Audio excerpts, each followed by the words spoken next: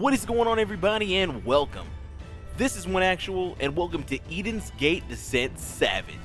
I'm here to give you a clear, quick, and concise guide on how to complete it. This fight is a party finder nightmare, so I'm going to take my time with this video and break it down. Before I do though, everyone please be patient with one another because this fight requires a lot of quick team and individual actions and reactions. No one gets carried here, or at least not now. If that didn't scare you off, let's get into the guide. Alright, pre-fight preparations. You're going to want to coordinate with your group and decide who goes where for a couple of mechanics.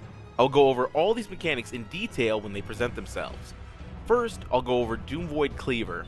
Doom Void Cleaver is a mechanic that requires near perfect spacing between yourself and the entire party, or you and any and all party members who you overlap with will die. This is a mechanic you will see a lot, so you're going to want to coordinate in the beginning and stay in your spots for the casts. Here's how I chose to do it. Take a look on screen. Using a box to simplify it, tanks and healers in the cardinal directions, while DPS are on the inner cardinal directions. Reason it's best this way is later on you will deal with a familiar Sophia mechanic quickly before Cleaver, which I'll go over later, and it's best if DPS moves while tanks and healers hold position. Make adjustments according to your composition, like if you have a black mage for example, you can have an off tank move toward him. Don't worry about that right now though, just trying to get in your head. Main tanks are always by default north, so they have enough to worry about. Seriously, leave the main tanks alone. You all want to remember these positions to make life easier for mechanics that follow or come before Doom Void Cleaver. Flare is another mechanic that will target 3 players, a tank, a healer, and a DPS. Main tanks will also get this, so swaps are very good, but not required. Look on screen. The C position is where the tanks will go for Flare. The A position is where the healers will go for Flare, and the B is for the DPS. Listen up, you're going to find a lot of parties who prefer DPS go to A and healers stay in middle, so I'm going to explain why these are interchangeable. We chose DPS in mid so that we can beat the Enrage with no issues. They can just keep firing. Do this strat if your healers have no issues moving far and still healing people through Flare, as it's basically on one healer to do so while the other ones move with the Flare. Reason you would choose the DPS move while the healers stay is if you are having no issues with the DPS but you're having trouble staying alive through Flare, so you'll have both of your healers. Either way works, it goes off of your party. Tanks are always northeast because they will be there anyway and it's less travel distance whether or not you choose to swap. Again, tank swapping is money here, but not required. Go over any last minute stuff, make sure you bring some pots for you and your team, and let's get inside the fight. First mechanic you will deal with is Doom Void Cleaver. As we just discussed, make sure you are in your position to absorb the damage, the quick physical vulnerability debuff, and avoid cleaving your teammates. This will spawn 8 adds around the room, which will all move together toward mid. Weave in between and avoid getting hit. Making contact adds nasty debuffs, damage down, and infirmity that you will want to avoid, especially if you struggle to meet the DPS checks, as it lasts quite a while. Unholy Darkness is the stack mechanic. Simply move together and absorb. Later on, this mechanic will be hit with spell and waiting like normal mode, so keep tabs on the timer if so. 2 mechanics can hit here, either Doom Void Guillotine or Doom Void Slicer. If it is Guillotine, stay to the sides and not in front or behind him, and avoid the adds that spawn along middle and move outward. If it is Slicer, stand underneath him and avoid the adds spawning outward and moving inward. Think the opposite of Doom Void Cleaver. After this, you will get an immediate Darkfire 3, which will target 4 players. Quickly spread, and be advised, these will also be combined with spell and waiting throughout the fight. Punishing Ray is a spawn of 8 bleed puddles around the room that everyone will need to soak or they will die. Luckily for all of us, they all spawn in the same layout as on screen, and depending on how well you are keeping the boss in middle, you can actually have yourself and all of your melee DPS in position still DPSing while the cast is coming down the pipe. During this time, one player will be hit with a spell and waiting Unholy Darkness stack mechanic, so don't worry about this just yet if it's you. Just keep up the DPS and stay at your position. Spell and waiting will be casted, letting you know the following mechanic will be in waiting and not used right away. Darkfire 3, the targeted AoEs, so keep up the DPS and don't worry about moving just yet. Then another spell and waiting for Shadow Eye will target any player with the exception of the main tank with a look away mechanic. You will then start counting down the Fire 3s, so you need to spread out, and a couple of seconds will pass and he will begin counting down the Unholy Darkness stack mechanic, and the Shadow Eye simultaneously, along with Hellwind, where he will target 2 players, and these players you do not want in the stack. This mechanic will take their health almost to zero in an instant. This is up to the healers to top them back up as quickly as possible. Get into the habit now, as it'll be required of you healers later on. Shadow Flame is a tank buster that will target both tanks for hard hits. Cooldown and heal through. There is no swap requirement in this fight, but I will later on explain a reason why you may want to later on. Entropy is an unavoidable room-wide AoE for our healers to heal through. The hand of Erobos will manifest during this and tether the Voidwalker with this glowing orange light. You are going to want your entire party to take the boss away from the hand, as he will do a room-wide cleave that will hit about 80% of the map, so stay tight. Later, when he pulls out the hand of Erobos, it will be the opposite mechanic, where you will want to get as close to the hand as possible for a very hard knockback that, if you're not on his edge, will send you flying off the map. Now you heard what I just said, right? About the knockback? Good. Now delete it from your mind. Here's the smarter idea. Place arm's length on your class, or the equivalent on your hotbar, and pop it instead for this hand mechanic. This way, you void out the mechanic entirely and can concentrate on constant DPS. Trust me, it's a game changer. Do it. You will cast the following mechanics between the two hand mechanics, and you will always cast them in this order 100% of the time. So from the top, Hand of Erobos, where you stay away from him. Doom Void Guillotine, his frontal cleave in the direction he's facing. Remember the ads. Doom Void Slicer, where you will want to be underneath him. Remember the ads. Then you will cast the Hand of Erobos again, and this will be the one where you want to pop arm's length or fly off the map. Main tanks. You will have some time to bring the boss toward the middle, so take it. Then quickly move into your positions for Doom Void Cleaver, the positional move we talked about earlier. Watch out for the ads. Shadow Flame the Tank Buster will again appear, followed by the unavoidable room-wide AoE, Entropy. Spell in Waiting will once again come into effect, so remember, the following spell will be in waiting and target 2 players with Hellwind. You'll remember this from before. Healers, be at the ready.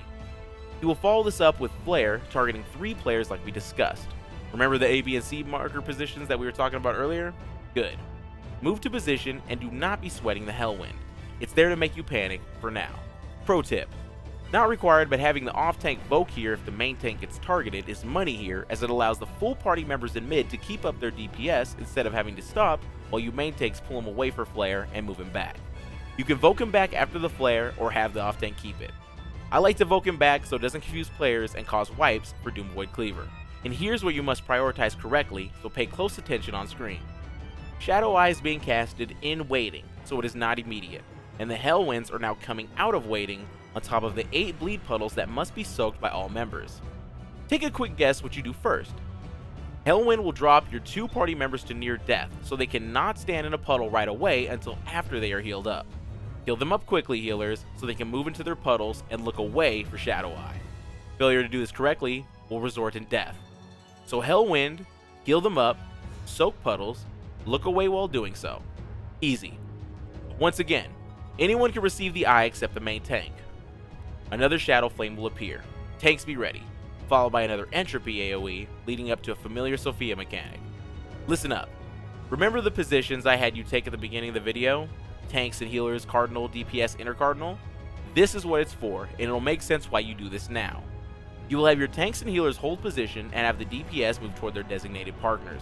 Clockwise, counterclockwise, whatever you decide on, and stay together as the mechanics start to shrink. Reason. Doom Void Cleaver is coming immediately after, and you will need to be in position for the cast or someone's going to die. If you jump the gun and fail the Sophia mechanic, you and your partner will die. It's real simple, but don't sleep on it. This is not a mechanic you can afford to screw up. Unholy Darkness is also coming immediately and not in waiting, so you will need to quickly and safely absorb your cleaves. Avoid the ads and move together for the stack. Healers, be ready. Doom Void Guillotine will fire here. Move to the sides. I don't think Slicer spawns here, but just in case, expect that or Guillotine. You're going to have a bit of breathing room, so take a deep breath and main tanks reevaluate the boss positions and adjust accordingly. This following explanation is a mouthful, so be ready and pay attention on screen as it's a pretty solid demonstration. Healers, you're going to need to be on your A game through its entirety, and tanks, this is when swapping can make life easier on everyone. Here we freaking go. The next mechanic will be Shadow Flame, the double tank buster, followed by Entropy, the AoE, leading into your next wave of mechanics beginning with Spell in Waiting. Listen up. The next set of 2 mechanics will all be in waiting with the exception of the Hand of Erobos, which could either be the arm's length knockback mechanic or the move away from variant, so prioritize this first. The player will select its targets, and another player will be targeted with a stack in waiting. He will fire the spell in waiting one more time, firing off the flares, so all players targeted should now be moving, and at the same time, he will target 3 more players with the flares in waiting as he begins the countdown for the stack. All 8 players can make it to absorb the stack, but only 5 are pretty much required with great healing and cooldowns to avoid death. Shadow Flame will hit the tanks, and will throw out Shadow Eye in waiting, targeting 2 players that you'll see move toward the 1 marker by B and away from each other so the party also knows where they are and fire the remaining 2 mechanics off while casting Darkfire 3 in waiting. Flares move to positions and look away at your positions. Flares fire. You all avoid the eyes, and right after the countdown for Darkfire 3 will begin, so spread them out. Then immediately, the puddles will appear along with the Sophia mechanic, so find your partner and get to your puddle ASAP and dodge the final mechanic, Doom Void Cleaver, and Shadow Flame, the Tank Buster. You will have some downtime here as you get into the final wave of mechanics, so adjust the boss, and this is a great opportunity to hit your LB3 if you have not already. If you do it early enough, you will have an LB2 before Enraged, but at least this will guarantee an LB1 at Enraged. Yeah, I know. There's like no way to make that sound easy, and I won't lie to you, it's very hectic, so you may want to watch that back. To be honest, if anyone got that the first time I said it, you're a freaking stud. You are now approaching the Enrage with some new mechanics. Luckily for you, they're the same mechanics you have dealt with, just renamed and a lot faster. Quietus will open up this phase with some dialogue and a room-wide AoE. This is basically entropy. You will receive 3 waves of the 2 cycle mechanics, so 1 will repeat and the order is random. Cycle of Chaos is Doom Void Guillotine to Doom Void Slicer to Doom Void Cleaver, and these are back to back to back, so move quickly.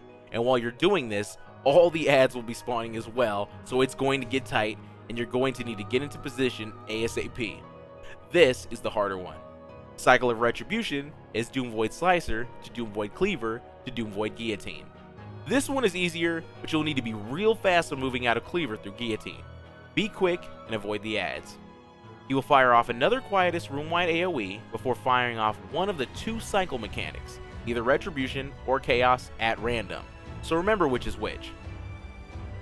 3 back-to-back Quietus AoEs will fire off and hit progressively harder. Tanks, hit these with reprisals, and healers be ready with heals and sanctuaries. The 4th and final Quietus will be his Enrage mechanic, and you have until the end of this cast to kill the Voidwalker or it's game over. Hammer on the DPS and the fight is yours, and at this point, you have seen the entire fight. And that's all she wrote. Thank you so much for watching my guide on Eden's Gate Descent Savage, and congratulations in advance on your clear. If this video helped you out, please don't forget to smash that like button, and of course, subscribe for more Final Fantasy XIV guides and videos. How was your experience? Let it be known down in the comment section below, along with any and all tips you have for the newcomers. Pro tips and differences in strategies are always welcome. Just be respectful. Once again, thank you all so much for watching, and I hope to see you in the next one.